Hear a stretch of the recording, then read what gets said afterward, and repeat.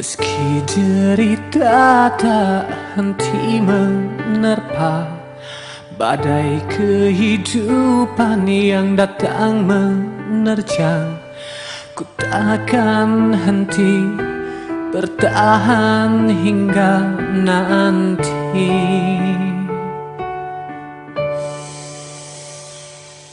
Jeritan si kecil menyayat hati, tangan yang lemah mencoba meraih. Lihatlah kini dia begitu rapuh. Lihatlah dan bukalah mata hatimu, melihatnya lemah terluka. Namun semangatnya takkan pernah pudar, hingga Tuhan kan berikan jalan.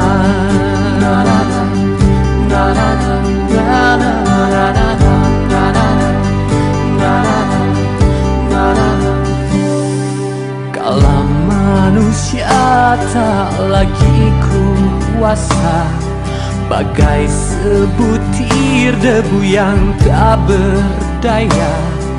Lihatlah kini kita begitu rapuh.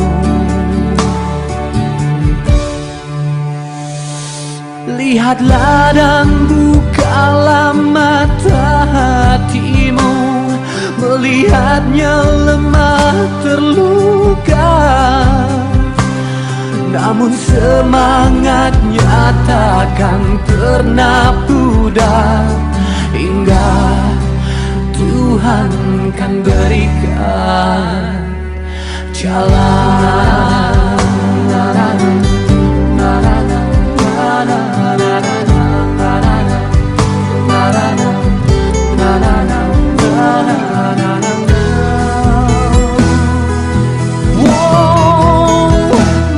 Lihatlah dan bukalah mata hatimu, melihatnya lemah terluka.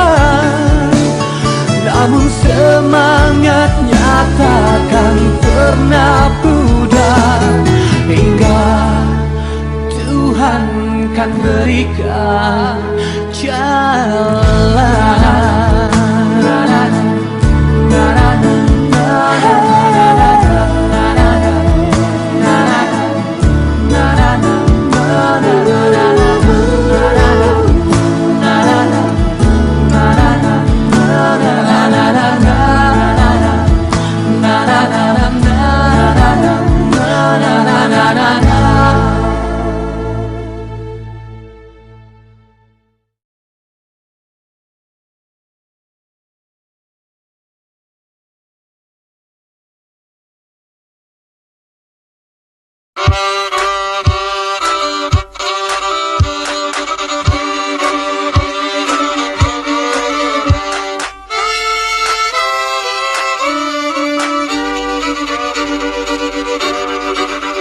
Kisah usang tikus-tikus kantor yang suka berenang di sungai yang kotor. Kisah usang tikus-tikus berdasi yang suka ingkar janji lalu sembunyi di balik meja teman sekerja, di dalam lemari dari baja.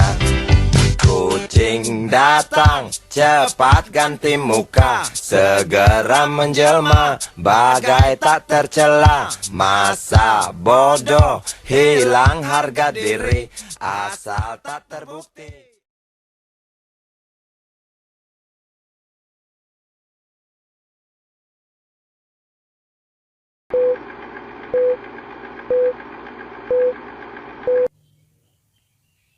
Yang pertama kita akan membahas pengertian kemiskinan. Pengertian kemiskinan menurut Badan Perencanaan dan Pembangunan Nasional merupakan suatu situasi yang serba kekurangan karena keadaan yang tidak dapat dihindari oleh individu dengan kekuatan yang dimilikinya. Yang kedua yaitu pengertian menurut Fathur Rahman dan Marcellinus Molo, kemiskinan merupakan suatu ketidakmampuan seseorang atau beberapa orang di dalam memenuhi kebutuhan dasarnya. Kemudian yang ketiga menurut Levitan, kemiskinan merupakan kekurangan barang serta juga pelayanan yang diperlukan untuk mencapai standar hidup yang layak. Selanjutnya, kita akan membahas tentang jenis-jenis kemiskinan. Yang pertama, ada kemiskinan subjektif. Kemiskinan ini terjadi akibat dari pemikiran individu itu sendiri bahwa belum dapat mencukupi kebutuhan hidupnya. Yang kedua, ada kemiskinan absolut.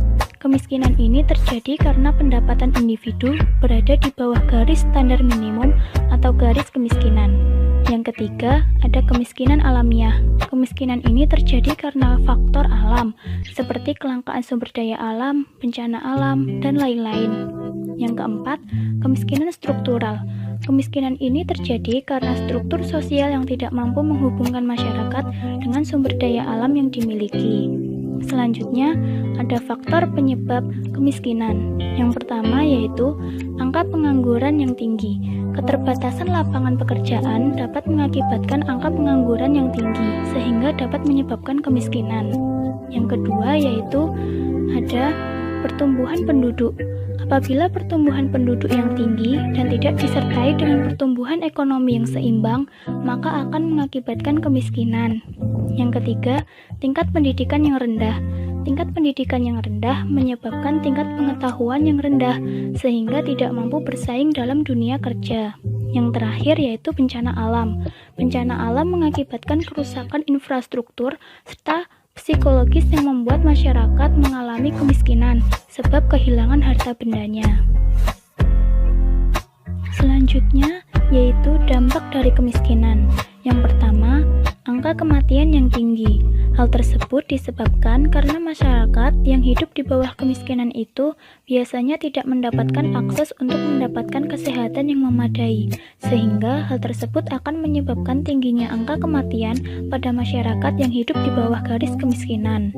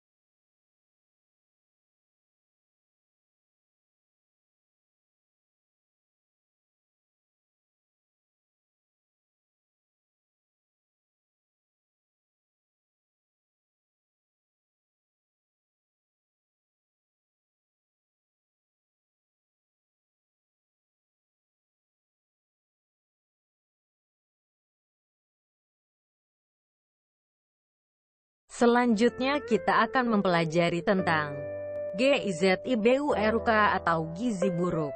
Masalah kekurangan gizi masih menjadi salah satu isu penting yang dihadapi masyarakat Indonesia. Faktor kesehatan serta pemenuhan gizi seimbang menjadi kebutuhan dasar dan fundamental yang sepatutnya dipenuhi setiap orang. Apa sih gizi buruk itu? Gizi buruk merupakan suatu kondisi berat badan dan tinggi badan yang berada di bawah rata-rata tinggi dan berat badan normal sesuai usia. Hal ini terjadi karena tidak terpenuhinya beberapa nutrisi.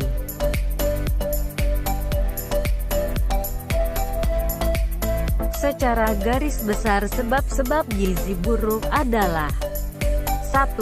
Masukan makanan yang kurang. 2. Kelainan kongenital.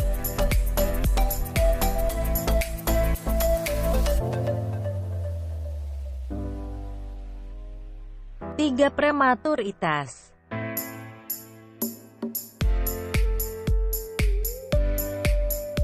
4. Pemberian ASI yang terlalu lama tanpa pemberian makanan tambahan yang cukup. 5. Urbanisasi mempengaruhi kebiasaan penyapihan dini diikuti pemberian susu manis dan terlalu encer. Jenis-jenis gizi buruk. 1. Marasmus merupakan gizi buruk karena kekurangan karbohidrat.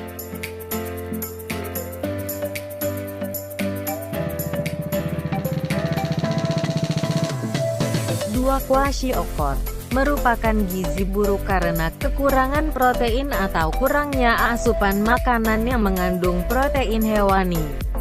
Biasanya lebih sering terjadi pada golongan masyarakat ekonomi ke bawah.